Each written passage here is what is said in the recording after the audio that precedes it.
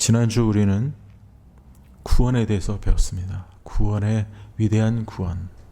그 구원으로 말미암아 우리는 산 소망을 가지게 되었습니다. 우리 성도님들도 구원으로 인하여 산 소망이 있을 줄로 믿습니다.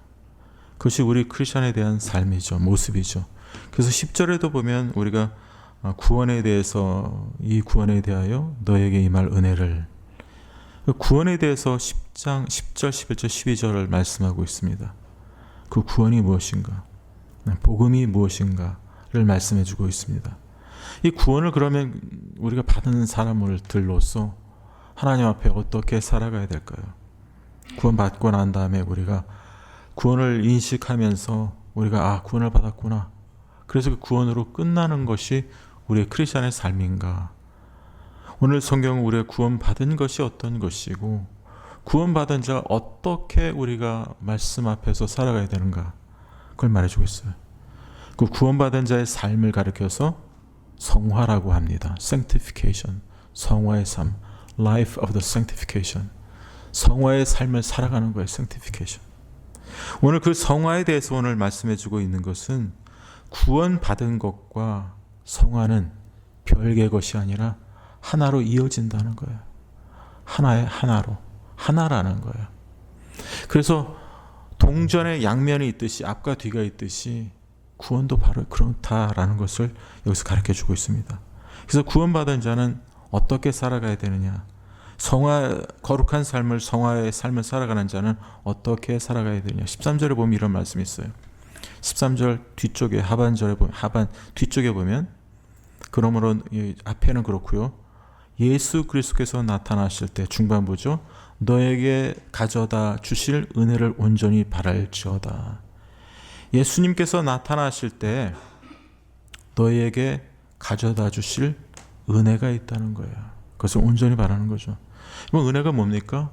우리가 은혜로, 믿음으로 구원받았다고 합니다. 우리 자신으로부터 구원이 나온 게 아니라 전적인 하나님의 은혜요, 믿음으로 말미암아 우리가 구원받았다라고 말하고 있습니다. 근데 예수님이 나타나실 때, 그때 마지막 때죠, 재림 때죠, 너에게 가져다 주실 은혜가 있다라는 거예요. 이 은혜가 어떤 은혜일까요? 이 은혜는 구원을 완성하는 은혜입니다. 구원을 완성시켜요. 그럼 구원은 과거, 현재, 미래로 우리가 생각해 볼 수가 있어요. 과거에 우리가 하나님의 은혜를 구원받고 지금도 구원받은 자로 살고, 그리고 장차 우리가 하나님 앞에서 우리의 구원이 완성될 것을 우리가 믿고 바라봅니다. 이게 구원이에요. 그래서 제가 justification, sanctification, glorification, 그런 신학적 단어로도 말씀드렸습니다. 우리가 하나님의 의롭다함을 받고 그 다음에 성화되고 영광스러운 모습으로 변화되는 그 영혼의 단계에 간다라고 말씀드렸습니다. 그런데 오늘 예수님께서 나타나실 때 너에게 가져다 주실 은혜를 온전히 바랄지어다라는 것은 은혜로 말미암은 구원을 소망하고 바라는 거예요. 그것이 있을 때 우리가 이 세상에 살 때 어려움이나 환난을 넉넉히 극복하고 나갈 수 있기 때문에 그 구원이 우리의 삶의 이유가 되어야 된다라는 사실입니다. 그래서 여기서 보면요, 우리가 지난번에 봤을 때 이런 말씀이 있었어요. 우리가 5절이죠. 너희는 말세에 나타내기로 예비하신 구원을 얻기 위하여 믿음으로 말미암아 하나님의 능력으로 보호하심을 받았느니라.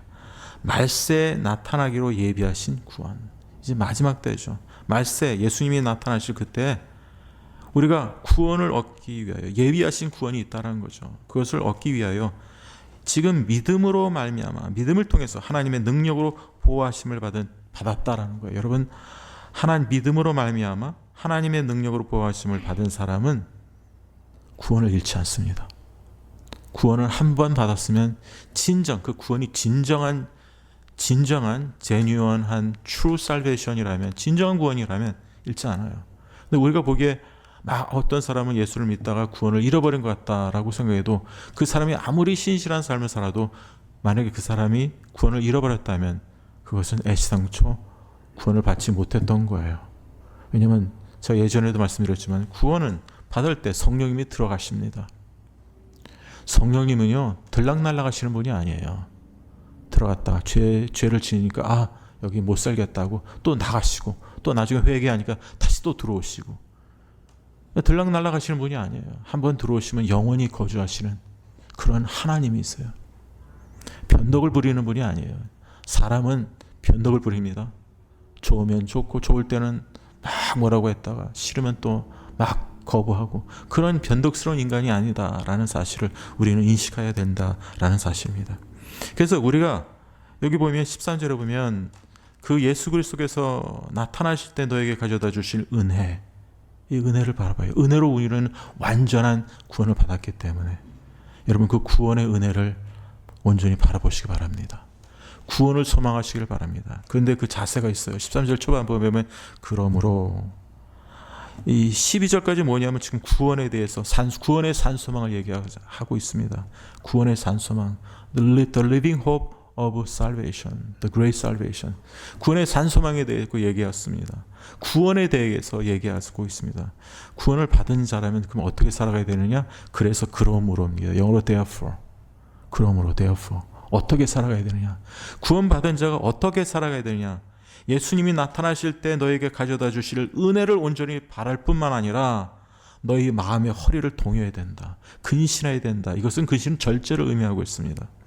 여러분, 마음의 허리를 동인다라는 말은 우리가 선뜻 이해가 안 돼요. 왜냐하면 그 당시 고대 사람들이요, 로마 시대 때 고대 사람들은 어떤 옷이었죠? 남자건 여자건 옷이 길어요. 기다란 옷을 입습니다. 그 기다란 옷을 위에서부터 아래서부터 하나로 이어지는 통짜 옷을 입습니다. 근데 그 옷을 입고 움직이려고 어떤 액션을 한다든지 하려면 거추장스러워요. 그러니까 그것을 말하는 거예요. 무슨 액션을 하기 위해서는 허리를 동여 매야 되는 거예요. 그렇지만 영적인 삶 속에서 하나님을 바라보고 하나님이 주신 완전한 은혜를 소망하고 살아가는 자는 마음의 허리, 육신의 허리가 아니라 마음의 허리를 동여 매어야 돼요. 주님의 뜻대로 살아가기 위해서. 그리고 근신해야 된답니다. 절자라는 거예요. 셀프 컨트롤, 디스플린. 이런 근신을 해야 돼요. 하나님 앞에서. 그렇지 않으면은 내 마음대로 살아갑니다. 사람이 자기를 절제를 못하면 자기가 원하는 대로 자기 마음대로 살아가지고 싶어하는 이 죄악된 본성, 습성이 있어요. 그래서 우리는 자기 자신을 절제해야 돼요. 근신해야 돼요. 근신한다는 건 내가 하고 싶은 대로 살지 않는 거예요. 방종하지 않는다는 거예요. 하나님의 뜻대로 살아간다는 거죠. 그래서 그렇게 자기 영적으로 준비하고 허리를 동이고 근신하고 절제하는 이런 가운데 너에게 나타날 가져다 주실 은혜를 온전히 바라라 라고 말씀하고 있습니다. 그 삶이 거룩한 삶이요, 성화의 삶입니다. 여러분, 거룩으로 나아가는 삶이 그런 준비가 있어야 돼요. 은혜를 사모하고 완전한 구원을 이루실, 은혜로 구원을 이루실 그 완전한 구원이 이룰 거, 그 나라를, 그 소망을, 구원에 대한 소망을 가지고 우리가 살아가는 거예요. 그것이 우리가 살아가는데 삶의 이유, 근본 동기가 됩니다. 특별히 어려울 때, 여기 있던 베드로전서에 남아있던 사람들은 어떤 소아시아 지역, 그 당시에 터키, 지금의 그리스, 근동 지역입니다. 소아시아 지역이라고 하는 그 튀르키의 그런 지역은요, 그 당시 로마 제국의 한 일부분이었습니다. 그쪽 전체가 다 로마 제국이었는데 네로 황제가 다스리고 통치했던 때예요. 자기가 예수님을 믿다가 걸리거나 전도하게 되면 결국 다 사형장에 가서 죽는 것입니다. 콜로세움 광장에 가서 사자들의 밥이 되어서 물어 뜯기고 뼈가 다 박살나면서 죽어가는 그런 삶을 사든지, 아니면 다른 형태로 또 죽어가든지 사형 언도를 받게 됩니다. 그것이 그 당시에 크리스찬들의 모습이었어요. 그들한테 어떤 소망이 있어야 될까요? 세상에서 잘 되는 거? 세상에서 이루고 싶은 거? 아니죠. 영원한 구원의 소망, 그리스도가 나타나실 날, 종말론적인 소망, 에스탈라지컬 호프. 그런 종말론적인 소망을 우리가 가지고 있어야 된다는 거예요. 마지막 때. 그 소망을 가지고 있으면은 그들이 당면하고 있는 그 어려움도 넉넉히 믿음으로 극복할 수 있다라는 것이죠. 그렇게 살기 위해서 성화의 삶, 거룩한 삶을 살아가기 위해서 이런 준비가 있어야 되고, 이런 마음의 자세가 있어야 되고, 또 한 가지는 14절에 보면 사욕을 본받지 말라라고 합니다. 여러분, 너희는 순종하는 자처럼 전에 알지 못할 때, 믿지 않을 때입니다. 알지 못할 때는 예전에 예수님을 모를 때, 구원받지 못할 때 따르던 너희 사욕을 본받지 말라. 이제는 순종하는 자기 때문에 그런 사욕을 본받지 말라는 거죠. 예수님 모를 때, 구원받기 전에 가지고 있었던 그런 사욕, 영어로는 evil desire, evil passion, 뭐 이런 뜻이 사욕입니다. 여러분, 살이 사욕이라는 말 들었죠? 사적인 나의 욕심, 욕망, 이게 사욕입니다. 그런 passion, evil passion, evil desire, 이런 것이 사욕이에요. 살이 사욕. 내 개인적으로 나의 욕심을, 그걸 이루기 위해서, 나의 욕심을, 그런 욕망을 이루기 위해서 그것을 쫓아 살아가는 삶이 과거에 우리가 하나님을 알지 못했을 때 삶이었다라는 것을 우리에게 말씀해 주고 있습니다. 여러분, 이것이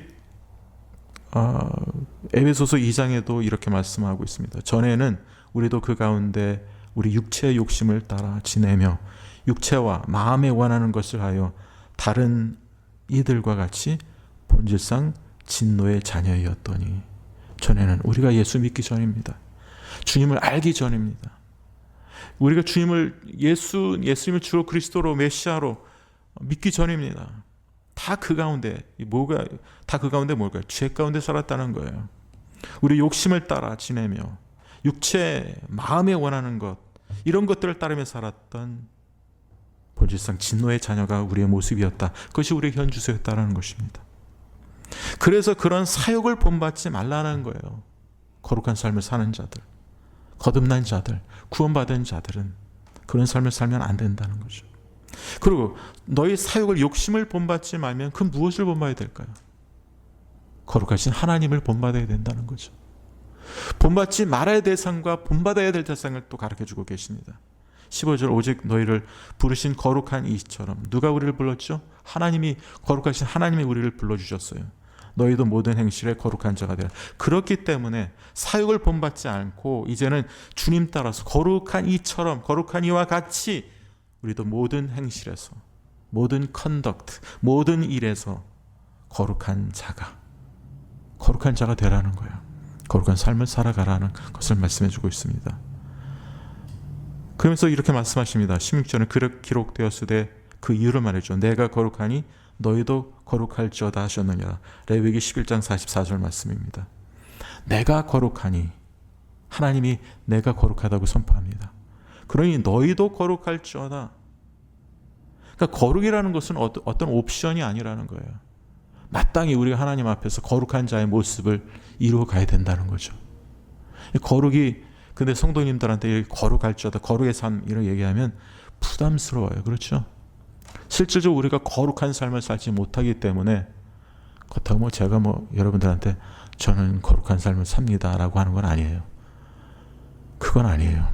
다 모든 행실에 거룩할지어다. 하나님이 내가 거룩하니 너희도 거룩할지어다라고 하셨습니다. 그러면서 그 거룩한 자가 또 살아가는 것은 우리가 준비하고 사욕을 본받지 말고 하나님이 거룩하시다는 걸 알 뿐만 아니라 우리가 두려움으로 지내야 된다라고 말씀합니다. 거룩을 추구하는 자는 성화의 구원을 살아가는 삶, 성결한 삶, 거룩한 삶을 살아가는 자는 두려움 가운데, 나그네로 있을 때 두려움으로 지내라라고 17절 말씀합니다.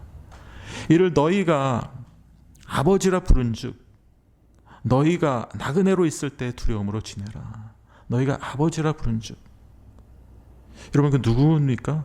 여기서 외모로 보지 않고 각 사람의 행위대로 심판하시느니, 여러분, 사람의 행위대로 심판하신다고 합니다. 외모, 겉모습만 보고 하나님을 심판하시는 분이 아니에요. 그 사람의 행위라는 것은 여기서 work입니다. work of man. 그러니까 행위라는 것은 우리의 마음, 내적 상태와 겉으로 보여지는 그 모든 것을 합쳐서 말하고 있습니다. 왜냐하면 예수님이 이 땅에 오셔서 바리새인들을 판단하셨을 때 그들의 겉으로 보여지는 그런 행동들, 그런 것들에 대해서 예수님이 그거에 대해서 경고하셨죠. 그거에 대해서 예수님의 문제점을 지적하셨어요. 그들의 외식적인 모습, 위선적인 모습, 겉으로만 하는 그러한 행위들, 그런 것들을 예수님이 이미 이 땅에서 정죄하셨어요. 그런데 여기서 보면 외모를 보지 아니하시고 각 사람의 행위대로 심판하시느니, 그분이 하나님이라는 거예요. 이를 너희가 아버지라 부른즉 어떻게 살았까요? 그러니까 너희가 나그네로 있을 때 두려움으로 지내라. 그렇기 때문에 하나님이 이렇게 편견 없이 사람의 행위대로 심판하지 아니하고 편견 없이 심판하시는 분이에요. 외모로 보지 않는다면 편견 없이, impartially, 편견 없이 하나님이 우리를 판단하고 저지하시는 분이라는 거예요. 근데 그렇게 판단하시고 심판하시는 분이 우리 아버지세요. 그렇기 때문에 우리가 나그네로 이 생을, 이 땅의 삶을 나그네라고 그랬죠. 1절에도 보면, 제가 예전에 설교했을 때 예수 그리스도의 사도 베드로와 본도, 갈라디아, 갑바도기아, 아시아와 바두니아에 흩어진 나그네, 우리가 나그네입니다. 왜냐하면 이 땅의 소망이 아니라 영원한 하늘나라의 소망을 두고 살아가고 그 하늘나라의 기업을 소망하며 살아가는 자들은 이 땅의 나그네입니다. 그래서 부른즉 너희가 나그네로 있을 때 어떻게 살아가요? 두려움으로 지내라. 여러분, 이 두려움이라는 것은요, 어떤 패닉이 아닙니다. 공포가 아니에요. 테러, 패닉, 공포심, 막 두렵고 떨리는, 예수 하나님을 우리가 생각할 때 막 놀래서 겁에 질려서 패닉 상태에 됐다. 테러, 테리파이 됐다. 막 공포에 덜덜 떠는 거, 스케어리니스, 공포감, 이런 것들을 말하는 게 아니에요. 그렇게 되면 우리가 어떻게 됩니까? phobias, 공포증에 걸리죠. 공포증.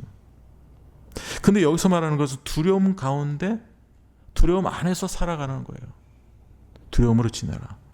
그것이 하나님을 경외하는 겁니다. 두려움이라는 것은 fear입니다. fear God. 이 하나님을 fear한다는 것은 단순히 두려워한다는 것으로 끝나는 것이 아니라 하나님을 인식하기 때문에, 사람의 외모를 보시지 않고 각 사람의 행위대로 심판하시는 이를 너희가 아버지라 불렀기 때문에, 우리가 이 세상에 살 때, 나그네로 있을 때 두려움으로 하나님을 경외하며 살아가는 것입니다. 그것이 하나님을 인정한다는 거예요. 그것이 우리의 마음대로 살아가는 것이 아니라는 거예요. 여러분, 하나님에 대한 경외 사상이 없으면요, 하나님을 두려워하는 마음이 없으면 마음대로 살아요. 자기가 하고 싶은 대로 삽니다. 방종합니다. 하나님을 인정 안 하니까 내 마음대로, 내 뜻대로 살아가는 것입니다. 그게 예수 믿지 않는 사람들이 그런 삶을 살아가는 거 아니에요? 물론 개 중에 뭐 착하게 선하게 살아가야 된다는 인식을 가지고 있는 사람이지만, 대다수의 하나님 모르는 사람, 하나님 인정하지 않는 사람은 자기 마음대로 살아갑니다. 자기 자신이 법이고 자기 자신이 그 삶의 주인입니다. 하나님이 주인이 아니라 자기 자신 주인이에요. 그런 사람들은 자기 마음대로 살아갑니다. 근데 우리는 하나님을, 너희가 하나님이라 부르 각 사람의 외모를 보지 아니하고 편견 없이 각 사람의 행위대로 심판하십니다. 하나님이. 왜 우리가 두려워야 됩니까? 마지막 날 심판이 있기 때문에. 여러분도 다 심판당합니다. 그럼 여러분들은 정죄의 심판을 받지 않아요. 여러분이 구원을 잃어버려서 지옥에 떨어지는, 지옥에 가는 그런 정죄의 심판을 받지는 않아요. 그러나 여러분이 한 행위에 대해서는 로마서에서도 보면 직고하리라, 바로 하나님께 우리가 고백한다는 것입니다. 그래서 우리가 하나님을 두려움으로 믿음으로 살아가야 되는 거예요. 그래서 성화되는 거룩한 삶을 살아가야 되는 그 이유가 거기에 있다라는 것입니다. 그래서 나그네로 있을 때 두려움으로 지내라. 그게 두려움으로 지내야 돼요. 사욕을 본받지 말아야 돼요. 거룩한 하나님을 본받으며 살아가야 돼요. 첫 번째, 우리가 마음을 준비하고 절제하고 사욕을 본받지 말고 오히려 하나님을 본받으며, 거룩한 하나님을 본받으며 두려움으로 지내야 됩니다. 그리고 또 한 가지, 이제는 우리가 꼭 인식하고 해야 될 것입니다. 그것은 거룩한 삶을 위해서는 우리가 알아야 될 것이 있어요. 깨달아야 될 것이 있어요.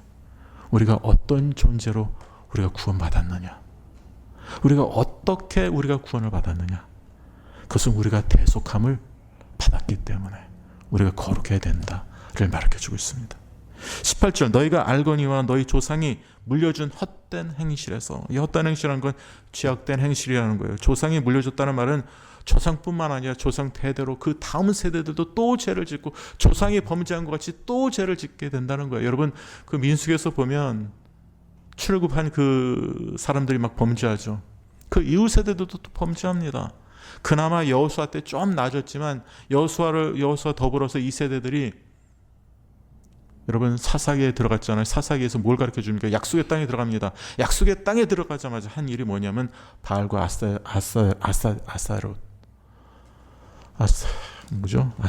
아스타롯인가요? 그 우상 숭배를 또 시작합니다. 그리고 민수기에서도 보면요, 그 민수기 후반부에 보면은 또 이 1세대하고 2세대랑 같이 범죄합니다. 그러다 나중에 1세대는 다 죽게 돼버리죠. 그러니까 이 범죄라는 것이 그 다음 세대들이 이게 면죄부를 받는 게 아니라 이 다음 세대도 똑같이 이렇게 또 죄를 집니다. 그러나 그 헛된 죄악된 행실에서 우리가 대속함을 받은 것, 구속함을 받은 것, 옛날 성경 개혁 성경은 구속이라고 했습니다. 구속이나 대속이나 똑같은 의미입니다. 영어로 보면 redeemed from redeem, 아니면 redemption, ransom 다 같은 말이에요. 구속이란 말, 대속했단 말. 차이는 뭐냐면 구속이란 말은 우리의 죄의 속박으로부터 우리를 자유케 해주셨어요. 예수님의 피로써 죄의 종로를 닫은 우리를, 종로를 할 수밖에 없고 종로를 닫은 우리들을 예수의 그리스도의 피로, 보배로운 피로써 우리를 해방시켜 주셔서, 그래서 구원시켜 주신 거예요. 그 해방돼서 우리가 이제 그 해방된 자유함을 가지고 우리 마음대로 사는 것이 아니라, 노예가 해방됐으면요, 그 이제 어떻게 됩니까? 자기 마음대로 살아가면 안 돼요. 여러분, 노예 상인, 우리 영화 뭐 배너 같은 영화 그런 거 보면은 노예 상인이 막 팝니다.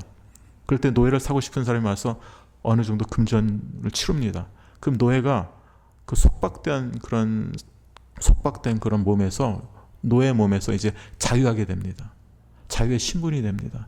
그럼 노예를 그 또 새로운 주인이 자기가 얻을 수 있는 거예요. 소유할 수 있는 거예요. 그러나 그 소유한 주인이 네가 원하면 풀어줄 수도 있어요. 자유의 몸이 될 수도 있어요. 근데 우리는 누가 우리를 풀어주셨어요? 예수님의 보혈로 우리를 대속해 주셨어요. 풀어주셨어요. 그래서 우리가 자유하게 된 거예요. 그 자유함을 가지고 우리를 자유케 해주신 예수 그리스도를 위해서 살아가는 삶이 우리의 삶이에요. 그래서 여기서 보면, 자 보세요. 너희가 알거니와 18절 너희 조상이 물려준 헛된 행실에서 대속함을, 쉽게 말하면 구원받게 된 것은, 죄로부터 그 속박으로부터 우리가 자유케 돼서 구원받게 된 것은, 이런 말입니다. 예수님이 대신해줘서 대속이라는 말이에요. 그 속박으로부터 우리를 대신해서 구해줬다. 그게 대속의 의미입니다. 받은 것은 은이나 금같이 없어질 것으로 된 것이 아니요, 이 은이나 금 같은 것으로 보이는 것으로 우리가 대속받은 게 아니에요. 뭘로 받았어요? 19절 오직 흠없고 점없는 어린 양 같은 그리스도의 보배로운 피로 된 것이라. With the precious blood of Jesus Christ. 예수님의 보혈로, 예수 그리스도의 보혈로, 우리가 보배로운 피로 우리가, 여러분들이 제가 대속함을 받았습니다. 이것을 믿는 것이 구원입니다. 여러분, 이것이 대속함을 받았다는 것을 우리가 그냥 그렇구나 라고 믿지 않는다면 그건 구원받지 못해요. 그러나 대속함을 믿는 것이, 믿음으로 믿는 것이 여러분 구원입니다. 그래서 구원과 대속은 그 차이가 있어요. 구속은 하나님이 행하신, 객관적으로 하나님이 행하신 일이에요. 그러나 믿음은 하나님의 은혜로, 믿음으로 우리에게 주어져서 우리가 믿음으로 우리가 반응하는 것입니다. 하나님이 예수님을 통해서 하신 일을, 십자가에서 하신 일을 우리가 믿는 것이 구원입니다. 그때 우리는 구속을 믿을 때 우리는 구원을 받습니다. 그래서 오직 흠없고 점없는 어린 양 같은 그리스도의 보배로운 피로 우리는 구원을 받았다는 것을 우리가 알아야 된다. 그래서 18절에 너희가 알거니와, 그 안다라는 것이 영어 성경이나 헬라 성경에 다 이게 걸려 있어요. 우리의 대속함을 받은 것을 뭘 아냐? 보배로운 피로 된 것을 알아야 된다는 거예요.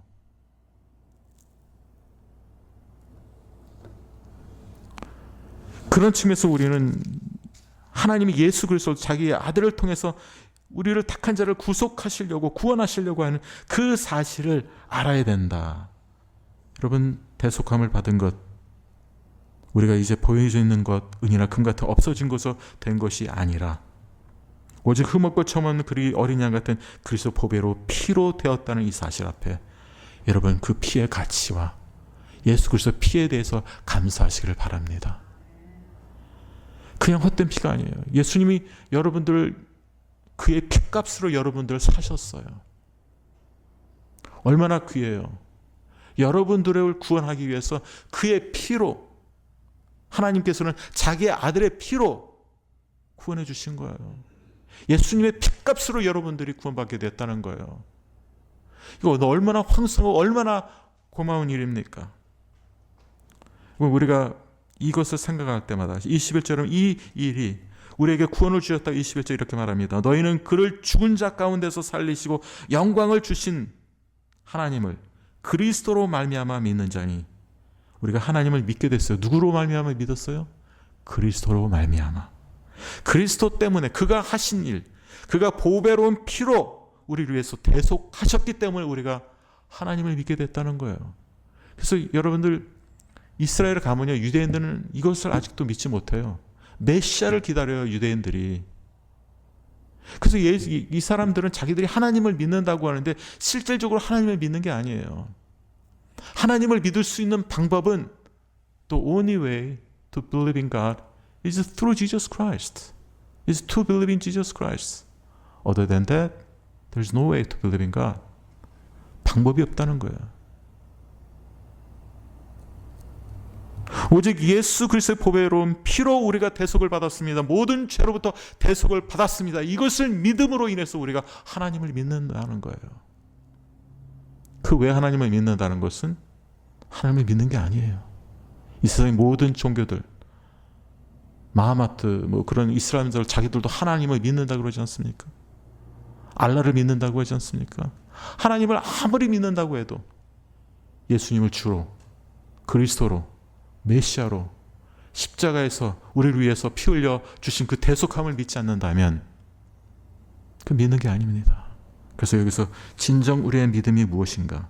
예수님의 보배로운 피로 우리가 대속함을 받은 것을 너희가 알거니와. 이것이 안다는 것이 그냥 머리로만 그냥 공식적으로만 아는 게 아닙니다.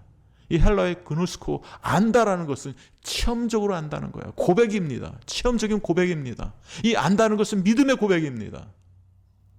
머리로만 그냥 알기 때문에 그래, 하나님이 나를 위해서 아들 보내주셔서 죽이셨지, 그걸 공식적으로 아는 게 아니에요. theoretically, 이론적으로 아는 것을 말하는 게 아닙니다. 내 마음속에서. 그것이 예수님을 믿는 것이다 라고 성경 우리에게 말씀해 주고 있습니다.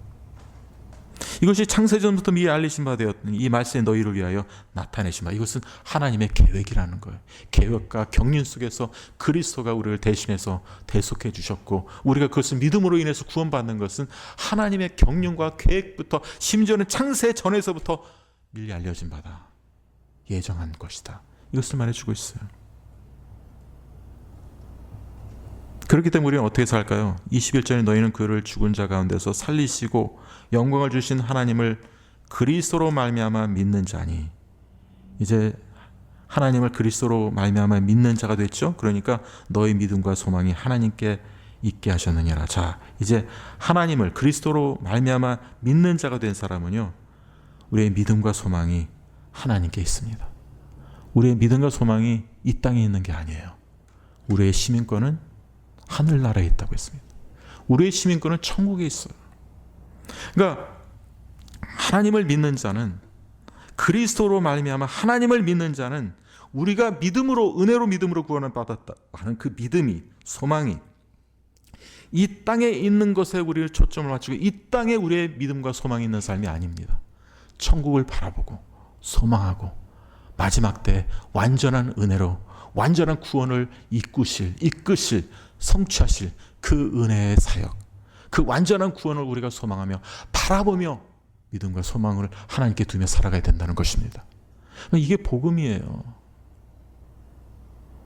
그렇다면 이제 이 구원받은 사람들, 믿음과 소망을 하나님께 두며 예수 그리스도에서 나타나실 때 너희에게 가져다 주실 은혜를 온전히 바라며 우리가 사역을 쫓지 않고 거룩한 삶을 살고 그리스도의 대속의 공로로 우리가 구원받았다는 이 사실을 알고 믿는 자는 어떻게 살아가야 될까요? 여러분, 그 다음 이제 어플리케이션, 이 말씀에 대한 적용입니다. 어떻게 살아가야 되느냐, 구체적인 적용이에요. 더 구체적인, 앞에도 적용이 되어 있지만은 이제 더 구체적인 적용이 이렇게 말씀합니다. 너희가 진리를 순종함으로 너희 구원을 깨끗하게 하여. 여러분, 우리가 깨끗해지는 방법에 대해서 여기서 말씀하고 있는 것은 진리를 순종할 때 우리가 깨끗해진다라고 말하고 있습니다. 진리를 순종함으로, 진리에 순종함으로 너희 영혼이 깨끗해진다, 성결해진다, 거룩해진다는 거예요. 그러니까 진리에 대한 순종, 말씀에 대한 순종은 옵션이 아니라는 거예요. 여러분, 그 과거의 역사적으로 보면은 율법 폐기론자들이 있어요. 엔타이 노미니즘 그런 게 있습니다. 그건 뭐냐면 율법을 폐기했다. 율법이 이제 폐기됐다. 율법 지키지 않아도 된다. 이것을 주장하던 사람이에요. 율법 폐기론자는요, 역사적으로 이단 시도됐어요. 비성경적인 말씀이기 때문에. 율법은 폐기된 적이 없어요. 물론 제사법, 셀러모니얼 로 이런 거, 제사, 뭐 안식법, 절기 지키는 거, 이런 거는 예수님이 뭐라고 했냐면은 다 성취했다고 했어요. 나는 율법을 폐하러 온 것이 아니라 율법을 성취하러 오셨느니라. 그것은 지킬 필요가 없어요. 그것은 제사의 상징, 절기의 상징은 예수님이시기 때문에. 그래서 그것을 그림자라고 그랬죠. 그러나 몸은 예수 그리스도라고 했을 때 이 몸이라는 건 뭐냐? 자꾸만 사람들이 이 그림자를 그림자보다 이 몸을 더 중요시하는 거예요. 그래서 우리가 그때 성경 공부할 때도 배웠지만, 그림자, 이 제사나 이 절기나 이런 것들은 다 그림자인데, 섀도우인데, 자꾸만 이 몸인 그리스도의 복음에 대해서 이걸 바꿔치기 하려고 해요. 그 당시에 골로새서 교인들의 문제점이 뭐냐면 구원론적 율법주의입니다. 그러니까 뭐냐면은 율법을 지켜야만이 구원받는다, 이걸 주장했어요. 그러니까 율법과 바리새파 사람들도 마찬가지예요. 율법을 지킴으로 인해서 내가 의롭다함을 받는다고 했습니다. 율법이 뭐예요? 어떤 행위죠. 그 율법을 지킴으로. 그러나 우리는 뭐예요? 우리는 율법을 지킴으로써 구원을 받는 것이 아니라 구원을 받았기 때문에 율법을 지키는 거예요. 그러나 거기에는 제사법, 그 다음에 절기, 유대식 안식일 지키는 거, 이런 거 지키는 말이 아니라 하나님의 말씀, 십계명, 도덕법에 대한 것은 지금도 지켜야 된다, 이 말씀입니다. 그것이 성경에서 가르쳐주고 있는 거예요. 그걸 도덕법이라고 그래요. 신학적 용어로 모럴로. 그러나 우리가 제사법, 막 구약에서만 이 제사 어떻게 지내고 어떻게 정결하게 되고 의식적으로 깨끗하게 되고 절기를 지켜야 되고 안식을 지킬 때 뭐 이런 규례를 자기들이 만든 어떤 전통에 따라서 지키는 거, 그런 거는 지킬 필요가 없는 거예요. 그거의 핵심은, 그것이 가르치는 것이, 제사가 가르치는 것이 예수님이기 때문에. 그러나 예수님을 믿기 때문에 우리는 십계명에서 나와 있는 도덕적인 그런 법들을 우리는 지켜야 된다는 것입니다. 그래서 예수님이 부자 청년이 왔을 때 너희가 그 계명을 다 지켰느냐라고 예수님 물어보시는 거예요. 예수님도 십계명을 인정했다라는 것이죠. 여러분, 만약에 십계명을 여러분 인정 안 한다면 부모를 공경하라고 되어 있지 않습니까? 공경 안 해도 됩니까? 그러면 살인하지 말라고 하면은 여러분 살인해도 됩니까? 아니지 않습니까? 안식일을 지키라고 했는데, 그러면 1계명에서 4계명까지는 하나님의 대신 계명인데, 그거는 뭐 적당히 하고 뭐 대인 가명만 그 뭐 5절서부터 지켜야 되니까? 그건 아니죠. 그러니까 10계명이라는 것은 우리의 어떤 도덕법, 이건 제사법이 아닙니다. 이것이 다 율법이에요. 모세, 성경 전체가 나와 있는 커버 모세오경에 대해서 창세기, 출애굽기, 레위기, 민수기, 신명기를 토라, 율법이라고 하는데, 이 계명에서 우리가 잘 주제해야 될 것은 그 모럴적으로 어떻게 살아가야 되는 거, 그것은 지켜야 된다는 거. 그 대표적인 게 십계명이라는 거예요. 그래서 우리가 구약 성경을 우리가 아직도 가지고 있다라는 것입니다. 여러분, 그런 측면에서 여기서 진리를 순종해야 됩니다. 진리를 순종할 때 우리가 너의 영혼이 깨끗하게 된다고 합니다. 제가 이것을 어디서 또 발견하냐면, 제가 읽어드리겠습니다. 이런 말씀이 있습니다.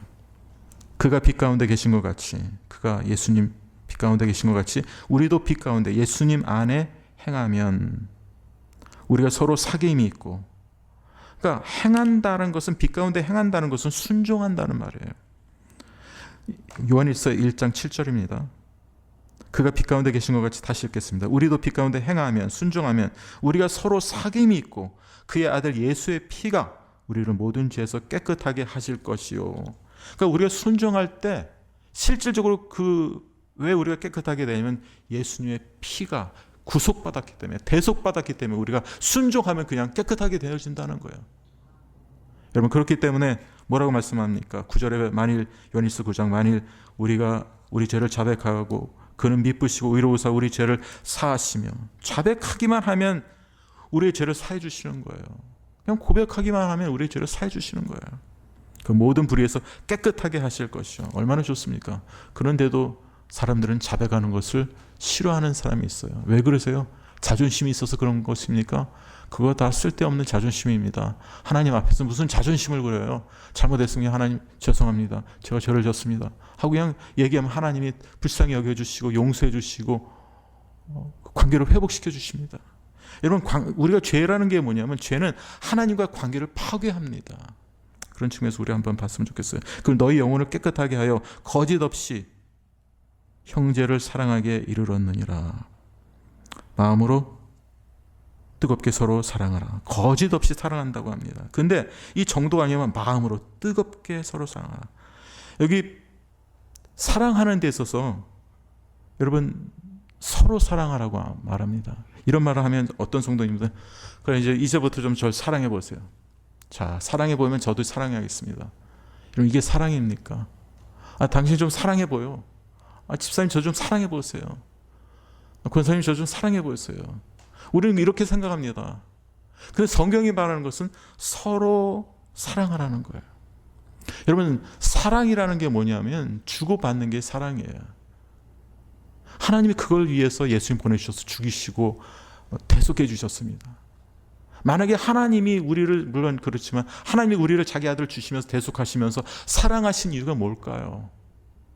하나님은 우리를 사랑하는데 우리는 하나님 사랑하지 않기를 바라십니까? 아니잖아요.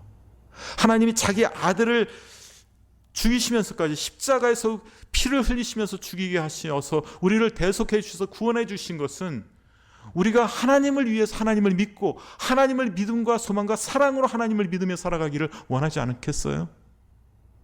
근데 자기 아들의 희생적 사랑을 주시면서까지 사랑했는데 우리는 사랑하지 않아요. 그리고 서로 사랑하기를 거부합니다. 왜 우리가 서로 사랑해야 되는 그 이유가, 왜 우리가 하나님 사랑하는 그 이유가 자기 아들을 그 아들을 희생하면서까지 그렇게 죽이셨기 때문에, 그 보배로운 피로 우리를 구원하셨기 때문에 우리가 하나님 사랑하기를 원하고 우리가 서로 사랑하기를 원한다는 거예요. 근데 여기서 잘 보세요. 너희가 진리를 순종함으로, 이 순종함으로 인해서 우리가 사랑할 수 있다라는 거예요. 여러분, 성경적 사랑은요, 의지적 사랑입니다. 여기 뜨겁게라고 서로 사랑하러 했는데 원래 그 헬라어에서는 조금 그 내용이 좀 다릅니다. 헬라어에서는 뭐라고 되어 있냐면은 에크네토스, 이건 뜨겁게라고 우리말 성경이 되어 있는데 이 말은 느리다, 끝까지 당기다, 힘껏, 끊임없이, 전심으로, 긴장감 있게 끝까지, 단순히 감정적으로 뜨겁다는 것보다는 의지를 다해 지속적으로 자신을 펼쳐내며 사랑하는 것을 가르쳐 줍니다. 서로를 의지를 다해서 끈질기게 자신을 활짝 펴서 사랑하라는 의미가 바로 이 의지적 사랑이 바로 의지적으로 하는 사랑입니다. 그게 원어적인 의미예요. 여러분, 그러기 위해서 여러분 우리는 순종해야 됩니다. 근데 우리가 순종을 잘 못해요. 근데 예수님 뭐라고 하냐면 누구든지 나를 따르는 자는 자기 자신을 부인하고 십자가를 지고 나를 쫓으라, 이런 말씀하셨죠. If anyone would come after me, he must deny himself and take up his cross daily and follow me. 자기 자신을 부인하라는 거예요. 우리의 힘으로 안 됩니다. 하나님의 은혜로 믿음으로 됩니다. 그런데 우리 자신을 부인하고 십자가를 지고, 십자가를 지면서 우리가 살아가는 게 뭘까요? 십자가 상징하는 게 뭔지 아세요? 어려운 자기의 짐입니다. 어려운 일입니다. 누구든지 십자가는 다 싫어요. 십자가는 사형틀입니다. 그런데 십자가는 사형틀이기 때문에 그 십자가를 지고 싶어하는 사람은 아무도 없어요. 그러나 우리 잘 생각해보세요. 우리가 복종할 때, 순종할 때, 엄연히 이 순종이란 말은 사실 헬라어적인 원어적인 면에서는 복종입니다. 복종, 순종하고 살아갈 때 우리가 어떨 때 순종하나요? 그럴듯하고 좋을 때, 할만할 때 우리는 순종합니다. 그러나 내가 생각하기에 이 순종을 하지 못할 것이라고 생각할 때는 어떻게 합니까? 순종하지 않습니다. 여러분, 그건 뭔지 아세요? 우리가 우리 자신을 부인하고 십자가를 지고 우리가 예수님을 쫓아다 하나님 이거 정말 전 못하겠습니다. 못 따르겠습니다 하고 그 십자가를 확 하고 던져버리는 거예요. 그럼 그게 순종이 아니지 않습니까? 여러분, 제가 이렇게 순종을 하기 때문에 여러분들한테 말씀하는 게 아니에요. 저도 순종을 배우는 자입니다. 저도 솔직히 말해서 순종을 잘 못해요. 그런 측면에서. 좋을 때 할만할 때는 저도 순종합니다. 그러나 우리가 순종하지 못한다라고 생각할 때는 순종을 못하는 때가 많이 있어요. 근데 그때도 우리가 순종해야 된다는 거예요. 그 순종을 통해서 우리가 서로 사랑할 수 있게 된다는 거예요. 그리고 순종하지 못할 때 우리가 명심해야 될 게 있어요. 내가 진 십자가 뿐만 아니라 사도 바울의 고백, 내가 그리스도와 함께 십자가에 못 박혔나니. 사도 바울은 예수님과 십자가에 못 박혀 죽었다라고 선언하고 있습니다. 그런즉 이제 내가 산 것이 아니요 오직 내 안에 그리스도께서 사신 것이라. 여기서 포인트가 뭐냐면 우리가 주님을 순종하지 못하는 것은 우리 안에서 그리스도가 사는 것이 아니라 자꾸만 내가 삽니다. 우리는 믿음으로 그리스도와 연합됐다고 합니다. 예수님 믿을 때 우리는 그리스도와 연합됐기 때문에 내가 그리스도와 함께 십자가에 못 박혔다라고 사도 바울이 선언하는 거예요. 그러면 예수님이 우리 안에서 살아가야 되고 그 믿음 안에서 우리가 살아가는 삶인데, 우리는 믿음 안에 산다고 하지만 믿음으로 살아가는 삶은 예수님이 내 안에서 사시는 삶이에요. 근데 자꾸만 우리는 우리가 삽니다. 우리의 혈기가 삽니다. 우리의 사욕이 삽니다. 우리의 욕심이 삽니다. 내가 삽니다. 그래서 결국은 순종하지 못해요. 이것은 우리가 하나님 앞에서 정말 말씀을 대하면서 살아가야 될 부분이 아닐까 생각합니다. 그래서 하나님께서 우리에게 성령님 주신 거예요. 진리의 성령이 너에게 임하면 너희를 진리 가운데로 인도하시나니. 성령님은요, 우리를 모든 진리 가운데 인도하신다고 요한복음 16장 말씀하세요. 그 진리의 모든 진리로 성령님이 인도하신다는 것은요, 우리가 우리 마음대로 살고 싶을 때 성령님 우리에게 너 그렇게 살면 안 돼. 네 마음대로 그렇게 살면 안 되지. 라고 말하시는 분이에요. 마음으로, 성경을 통해서. 그래서 성령님을 보혜사라고 하지 않습니까? 보혜사 성령님이라는데, 보혜사는 보자는 지킨다란 말이고 해자는 은혜고 이 사자는 교사 사자라고 합니다. 그러나 더 중요한 건 이게 파라클레토스라는 말은 옆에서 부르심을 받은 자, 옆에서 돕는 자, 옆에서 부르는 자, 이 의미가 파라클레토스 보혜사라는 말이에요. 성령님은 우리를 그래서 컴포터, 위로하시는 자, 우리를 도와주시는 헬퍼. 성령님은 우리를 도우시는 분이에요. 그리고 카운셀러, 우리를 상담하시는 분이 바로 성령 하나님이라는 거예요. 그분이 우리를 이끄십니다. 그분이 때로는 우리가 진리의 말씀에 순종하기 싫을 때 그분이 진리의 말씀 가운데 우리를 이끄십니다. 인도하십니다. 그래서 우리가 성화되기를 원하십니다. 성화되도록 역사하십니다. 우리의 힘으로 성화가 되지 않아요. 우리의 노력 애쓰고 한다고 해도 안 됩니다. 중요한 것은 우리의 노력도 중요해요. 그러나 더 중요한 건 이 진리의 말씀을 깨달을 때 내 속에 계신 성령님께서 진리 가운데서 우리를 인도하실 줄로 믿습니다. 이것이 성화의 삶이요, 이것이 거룩의 삶입니다. 여러분, 그래서 진리 순종함으로 여기서 너희 형제를 깨끗하게 거짓 없이 형제 사랑을 이루었으니 마음으로 뜨겁게 사랑하라. 왠지 아세요? 다시 본론으로 돌아갑니다. 23절. 처음 우리가 지난주에 얘기했던 그 내용이 다시 나옵니다. 23절에 너희가 거듭난 것은 썩어질 씨로 된 것이 아니요 썩지 아니할 씨로 된 것이니 살아있고 항상 있는 하나님의 말씀으로 되었느니라. 근데 23절에 앞에 뭐가 붙냐면 가르라는 말이 붙어요. 가르라는 말은 왜냐하면. 그래서 NIV 성경이나 NSB 성경, NSB는 직역한 성경입니다. NIV는 의역한 성경인데도 for라는 말이 있어요. For you have been born again. 너희가 거듭난 것은 for you are reborn, for you are born again. 너희가 거듭난 것은 썩어질 씨로 된 것이 아니요. 그러니까 너희가 거듭났기 때문에, 하나님의 말씀으로 너희가 거듭났기 때문에 22절 순종한 말씀에 순종해야 된다는 거예요. 그리고 서로 사랑하라는 거예요. 그게 우리의 정체성이에요. 우리의 모습이 되어야 된다는 것을 가르쳐주고 있습니다. 우리가 거듭났기 때문에, 새로운 생명을 우리가 얻었기 때문에. 여러분, 때로는 진리에 순종하기 힘듭니다.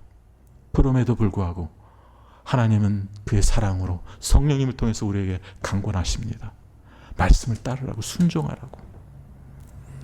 여러분, 그래서 거짓 없이 형제를 사랑하게 이르러서 마음으로 뜨겁게 서로 사랑하시고 우리 성도님들 되시길 바랍니다. 거듭났기 때문에 대속한 그 십자가의 공로에 감사하는 자로서 그러한 구원 얻은 자로 살아가시는 성도님들 되시길 간절히 소원하고 축원합니다.